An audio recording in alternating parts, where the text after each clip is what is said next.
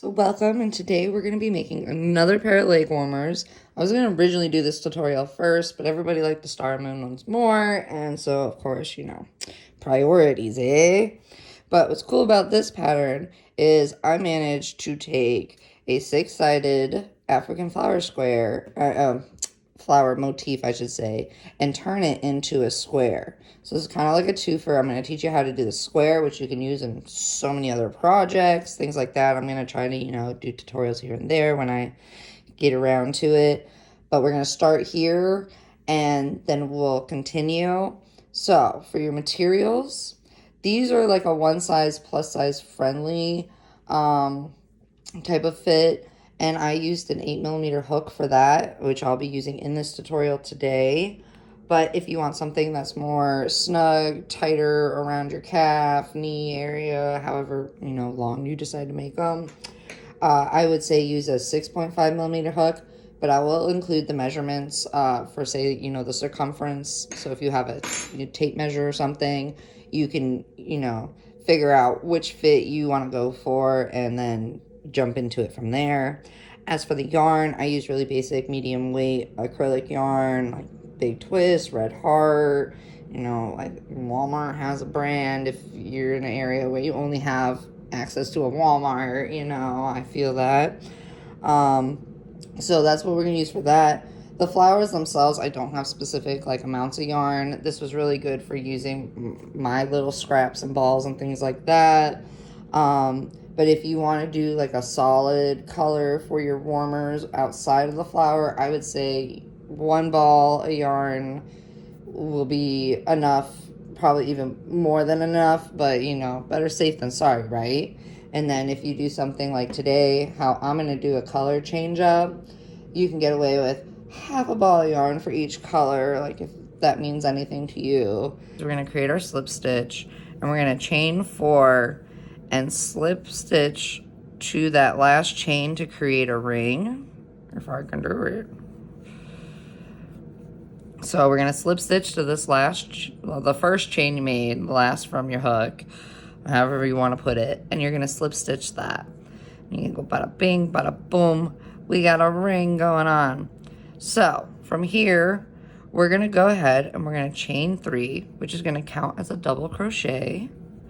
And then we're going to double crochet into the ring. Now we're going to do a repeated, this is where our repeats are going to begin. We're going to chain 2, and then we're going to do 2 double crochets into that ring again.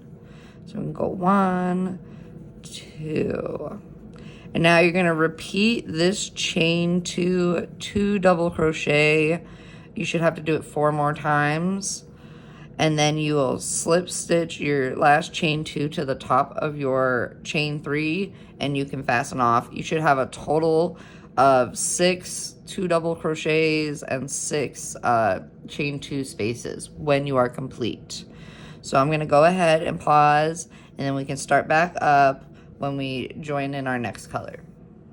You're going to grab your next color, whether you're doing a 2-tone change like I did, or you're just doing a solid flower. Doesn't matter either way, we'll walk through it. And we're going to go ahead and do our slip stitch, and then you're going to join to any chain 2 space. Once you join into your chain 2 space, you're going to go ahead and do a chain 3, which is going to be a double crochet, and then you're going to do another double crochet into that chain 2 space. And now we're going to do this. Instead of going to the next chain 2 space, we're going to do a chain 2 and do 2 more double crochet into that same chain 2 space. So now, once you've got your first start of your petal done, to continue it into each chain 2 space, you're going to do 2 double crochet, chain 2, 2 double crochet into each space. So like you see here, it's going to be 2, and then what you don't see is a chain 2, 2 into the same space, and you're going to repeat that all the way around. When you get back to the beginning, you're going to slip stitch into the top of your double crochet. If you are switching colors like I am, you can fasten off. If you are not, you are just going to end up slip stitching pass the second double crochet into your chain 2 space for the next round, okay? So I'll take a pause and we'll come back for the next round. Just to reiterate, if you're doing a solid color flower, instead of switching to a different color for this next round, once you slip stitch to the top of that chain 3, you don't have to slip stitch into this next double crochet. You can just slip stitch right over into that chain 2 space, and then we'll continue from there for our third round. Just wanted to show that so, you know, we're all on the same page. I'm going to go ahead and fasten mine off. So for the third round, whether you slip stitch your way into the chain 2 or you're like me and you're joining into the chain 2 space, either way, make sure you're starting in the chain 2 space. And this round's real easy. We're going to start with a chain 3, which is going to be our double crochet. And then we're going to do 6 more double crochet into that chain 2 space. So it's going to create a total of 7 double crochet for your flower petal. 3, 4, 5, I'm so slow. Where am I? 6. Oh, no. When I look up here. 7. Okay, so you'll have 7 total double crochets in your chain 2 space, and you're going to repeat this 7 double crochet, 7 double crochet, 7 double crochet, all the way around for all 6 of your petals. And when you're back to the beginning, you're going to go ahead and slip stitch into the top of your chain 3, and you can go ahead and fasten off. So we're going to go to our next color, which is going to, in this situation, I did my border color because I thought it'd just be an easy 2-tone switch up. So I'm going to use this dark green to do our border, and then from there we'll actually go into making the square. Yay! So to begin, we're going to do our slip stitch like we always do, because how else are you going to do it? Okay, anyways, you're going to join your yarn into any first double crochet of a petal. So it can be, you know, your chain 3, it can be this one over here, it can be this one over here. As long as it's the first of any 7 double crochet like petal cluster thing. I'm going to do it with the top of my chain 3 just because I like to keep my loose ends together, so when I sew them in, I can sew them in together and save maybe like 10 seconds worth of time. I don't know. Anyways, you can go ahead and single crochet into that first double crochet. And now you're going to do 1 single crochet into each double crochet in your petal. But once you get to the last one, don't start going into the next petal because we're going to have to add in an extra stitch. So I'll show you. We're going to do 2, 3, 4, 5, 6, 7. So before you start the next petal, we're going to do this long double crochet. So you're going to do a double crochet, but instead of going in between the 2 double crochets of the third round, you're going to do it in between these 2. So you're going to take your yarn and you're going to go under in between where these 2 meet, and you're going to go ahead and make a double crochet. So it's going to look like that, which it might look weird right now, but trust me, it makes sense when we go and make the square. And now you can continue. Make sure you don't miss that first double crochet because sometimes this can kind of cover it. So just make sure you're doing 7 single crochets across your petal and then doing that long double crochet in between. And then last but not least, when you get back to the beginning, don't forget that last long double crochet. But when you go to slip stitch, instead of slip stitching into the first single crochet, you're going to slip stitch into the second one. And that's going to create an invisible stitch. So if you need, you know, a reminder of that, you can go ahead and mark it to tell you you're not slip stitching into that first one, you're going into the second one, and it'll make a whole lot more sense in the next round. So we'll go ahead and pause and we'll come back. So now we're going to turn our flower into a square, and we're going to start by joining our yarn into the 6th single crochet of any 7 double crochet like fan for your petals. So in that 6th single crochet, which would be 2 to the right of your long double crochet, if that helps, we're going to go ahead and join our yarn, and we're going to do a chain 4, and this is going to count as a treble crochet. And just to kind of give you a little clue, when we come back around, this is our corner, so you are going to need to make 1 more treble crochet, and then we're going to do a chain 1 and a half double crochet into the top of our chain 4, but I'll explain that all again once we actually work through the stitches, just to give you a heads up so you kind of have an idea if you want to go ahead and mark it, if that makes it easier to remind yourself, you know. Any little thing helps so that we don't mess up, right? But anyways, we shall continue. And in our next stitch, we're going to go ahead and we're going to do another treble crochet. So you got chain 4, which counts as a treble crochet, another treble, and now we're going to do a double crochet into the next 2 stitches. So we're going to do 1, 2, and then to continue, we're going to do a half double crochet, only 1 half double crochet. So you see we got chain 4, treble, double, double, half. And now we're going to do 3 single crochet. So we're going to do 1, all in separate stitches too, just, okay? So 1, 2, and 3 single crochet. So that's kind of where our central point of our one side is. So if we're comfortable with where we are with the 3 single crochet, we're going to start working our way kind of back up like we did to make it symmetrical. So we're going to go 1 half double crochet, then we're going to do double crochet twice, so 1 and then 2, and then we're going to do 1 treble crochet, and now we should be reaching our next corner. So just to make sure we're all on track, your next corner should go into the 2nd single crochet of your double crochet fan, petal, whatever you want to call it. And we're going to go ahead and make our corner, which is going to be a treble crochet, chain 3, treble crochet into the same stitch. So we got treble, 1, 2, 3 chain, and then we're going to treble again into that same stitch to create our corner. And once you've done that, you'll basically repeat from after your chain 4. You'll do a treble, double, double, half, single, single, single, and then work back up, half, double, double, treble, corner. And you're going to do that for all your sides.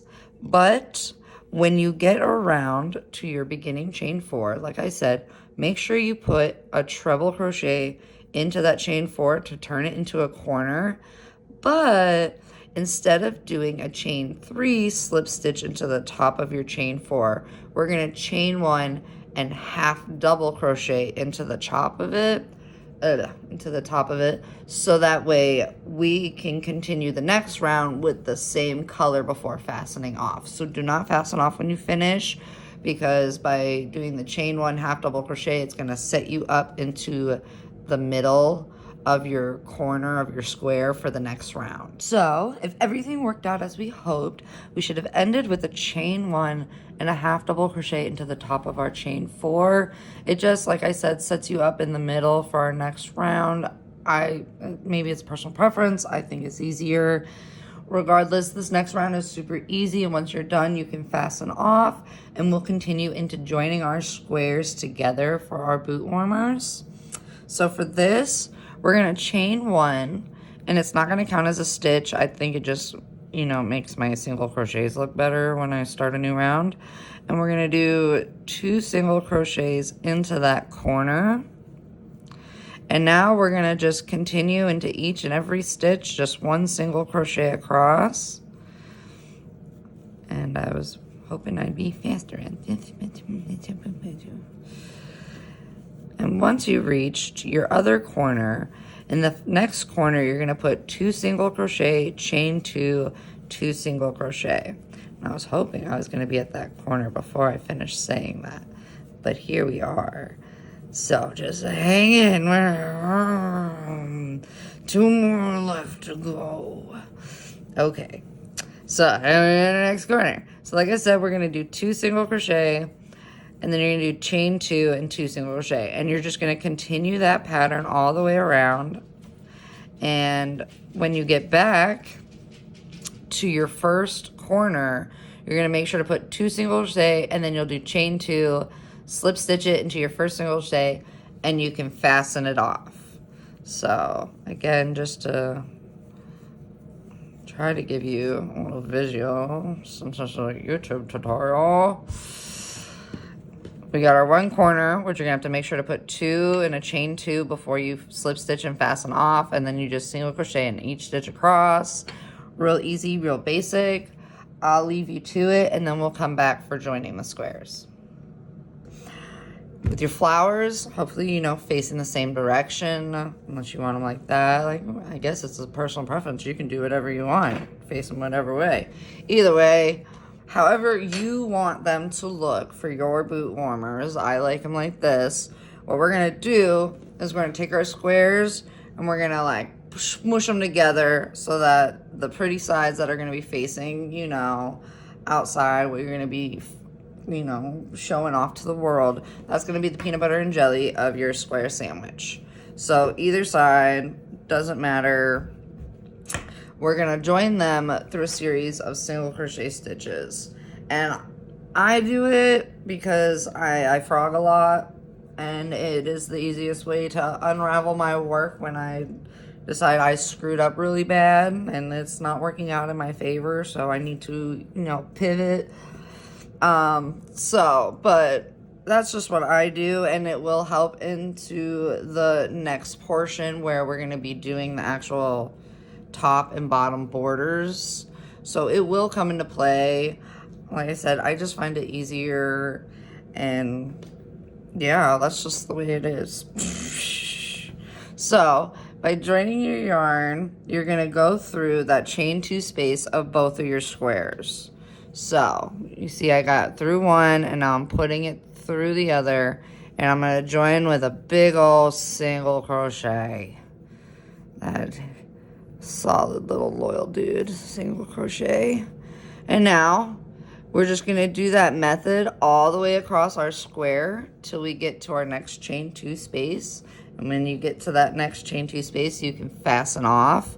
So I'll show you. We'll go into that first single crochet, join it with the matching first single crochet of the opposite square, and then join them with that big old single crochet. And again, 1, 2, smoosh them together. And we just continue this process all the way across. So you're going to do it for this side, like I said. You're going to repeat this single crochet join till you get to that chain 2. Make sure you do one more in to join those chain 2 corners. Then you can fasten off, and then you can repeat the whole same process on the opposite side. So that way it becomes like a, yeah, you know, like a sleeve or whatever. But it's going to be for your leg. And I will pause and we'll come back. So if we've got both of our, you know, squares single crochet together, like so, beautiful. We can go ahead and flip it out so that way we can continue on the last portions. Now, it doesn't matter what side you start on. It's going to be the same instructions for either side. So when I show you these next few rounds, you're going to repeat the whole process on the whole opposite side when you are done. So with that being said, we're going to go ahead and we're going to turn our square to where we had joined them together. And this is going to be hard to see because I didn't use a different color.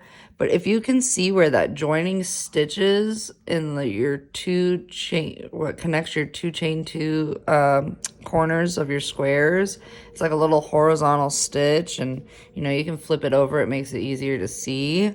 We're going to join into that, and we're going to treat it we're going to create a stitch out of it, because when it comes to lacing your tie string, it'll make it easier to, you know, do this back and forth lacing, even numbers. It works, okay? Just believe me. And we're going to go ahead under that joining stitch. We're going to do a chain 3, which is going to count as a double crochet. And now to continue, we're going to do 1 double crochet into that chain 2 corner space, because it kind of just is going to help hide any gaps that might be, you know, seen otherwise. And then we're going to continue in each stitch. We're going to just do 1 double crochet in each stitch. So I'm not going to, you know, painstakingly show you me doing it, even though it looks like that's exactly what I'm doing. I will stop here soon. No. But you're going to double crochet in each stitch across. And then when you get to your next side, you just make sure you do a double crochet into the chain 2 space, 1 into this joining stitch here, and then 1 into that chain 2 space, and then you can continue. And again, when you get back around to the front, make sure you don't forget to put 1 more in this corner little space, chain 2 chain space, before you slip stitch it to the top of your chain 3. So if that sounds good and dandy to you, I'll let you have it and we'll come back for the next round.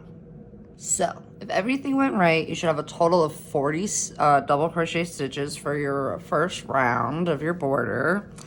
And if that sounds good to you, sounds good to me, we're going to continue. These next 2 rounds are going to be the same. So once I show you this round, you can repeat it again for the following one before we do a final little crab stitch, which is totally optional. You don't have to do that last round, but we'll get there when we get there. Let's get through this first before I jump ahead of myself. And we're going to chain 3. And now, if you know what a front post double crochet is, that's exactly what you're going to do in your next stitch. But I'm going to show you regardless what you're going to do. It'd be like a double crochet, but instead of working into the top of your stitch, you're going to actually just pull up. You're going to go around the bar. So front post, it's like you're going around the back to the front. I don't know. I don't think that's why it's called it. But, yeah. And so it's going to look like this. So it makes it kind of, you know, give this raised, elevated look, if that's what you want to call it. And then you're going to do a double crochet into the following stitch. And you're going to repeat this back and forth of regular double crochet, front post double crochet. So again, front post double crochet, and I'll do it one more time. We're going to yarn over. We have our double crochet. We're going to, instead of the top, we're going to go around and pick that bad boy up, scoop it up, and double crochet with it. And you're just going to repeat that all the way around. When you get back to the beginning, you'll slip stitch to the top of your chain 3, and you're just going to repeat this round again, one more time. And once you got that, then we'll jump into the last part. And you'll repeat these 3 or 4 round border on the opposite side as well. So I'm not gonna, you know, repeat the same instructions there. If you need to, you can just rewind yourself back to the beginning of this part, and it'll be the exact same thing. So I will let you, you know, take the reins, and we'll come back. Okay, so we're gonna chain 1. And now, typically, you would think when you crochet, you're going to the left. But with a crab stitch, we're kind of like walking backwards. So, we're chaining 1. And now, into the double crochet before your chain 3, you're going to do a single crochet. So, if you've never done it, it might feel a little awkward and weird at first. And you pull up just like you would do a single crochet. I've noticed it's easier if I kind of like hold the stitch before while I'm going to single crochet into the stitch before it. It kind of helps with the tension of it, I think, to kind of, you know, brace this while I pull this and stick it into the next stitch. You know, that's just how I do it. and you repeat this all the way around. So it kind of gives you this little twisted, cable-y, whatever you want to call it, look. Makes it feel a little, like I said, more polished, I guess, in a way. So when you get back around to your chain 3, I usually make sure to do one more over just to, you know, make sure it's all done in this crab stitch. And then you can slip stitch and fasten off. And like I said, it's optional. It's all up to you. But once you're all set with that, we'll do the tie string and lace it through. So now you've gotten this far, and all that's left is to do our tie string. And for this, super easy. I'm just taking my 2 greens that I use for this project. You can do it however you like, but I like to double strand my yarn because it gives it a little bit more of a thicker tie string. I don't know, it just feels better to me, I guess. But anyways, we're gonna go ahead and slip stitch, and all I do is I do maybe like 80 to 85 chain stitches for my tie string. You know, you can do however many you want. What I would suggest is when you do your chain and you want to like see if it's going to be, you know, long enough to your liking, would be to fold that chain in half and kind of see how far out it would come from like you lacing it through to kind of give you an idea.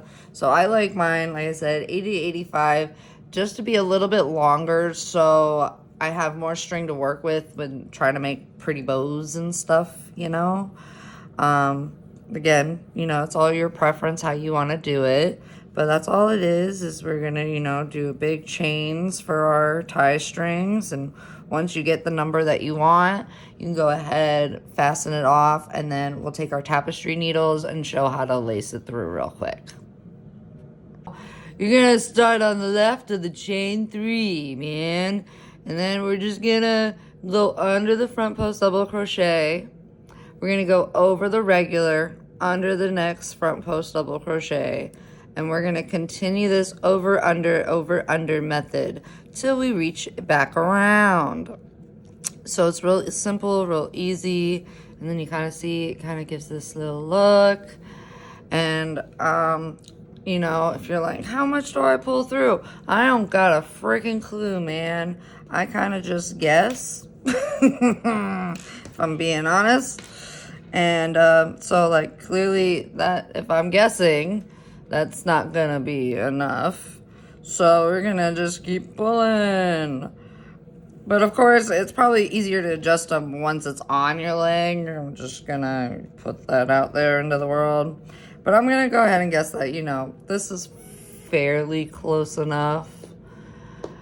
And like I said, you're just gonna keep that over under method till you reach back around, and then just make sure you don't cross over. So you're gonna end up like right next to your chain 3 when you come out, and then that's where you'll tie your bow. And one little thing, optional, I just like to do it because I feel like it makes it nicer, is I like to put little knots at the end of the strings, and then from there I take those knots and I, you know, take my tapestry, you know, get out of there. And I, you know, fish my loose ends through it like 3 or 4 times real tightly. And then I snip off the loose ends. And I just, like, it's one of those, it feels more professional than polished to me. But is it? I don't know. Anyways, so that is just, you know, a little fun thing you can do if you don't do that kind of thing. And I just like that because, like I said, it's easy. And then bing, you got a cute little ball. And with that being said, you'll be all set, and all you have to do is sew in your ends. And I hope this is fun. If you have any questions, let me know in the comments, because, you know, I'm sure I explain things stupid. But hope you have a great day. Take care.